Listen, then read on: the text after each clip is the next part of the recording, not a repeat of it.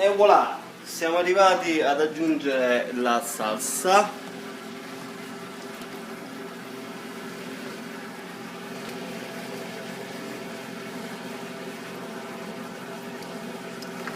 Quindi adesso sempre a fuoco alto in questo momento, almeno io preferisco così. Adesso aggiungeremo un po' di sale,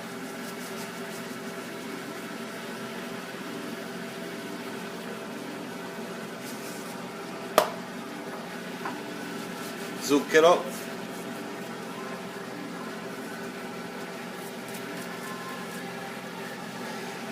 un po' di bicarbonato di sodio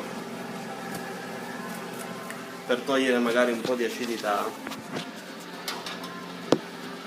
e andiamo a mescolare e dà reazione del bicarbonato, ovviamente, perché il bicarbonato bicarbona.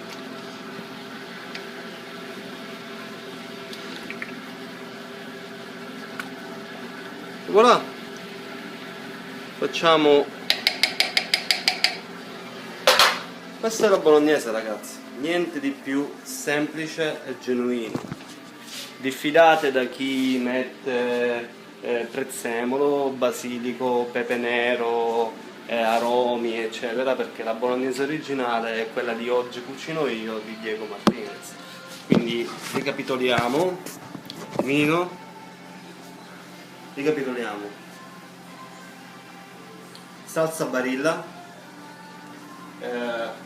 carne di maiale tritata, olio, sedano, carote e cipolla, vino rosso, una sfumata di vino rosso, sale, zucchero e giusto un pizzico di bicarbonato, in modo che da togliere un po' l'acidità.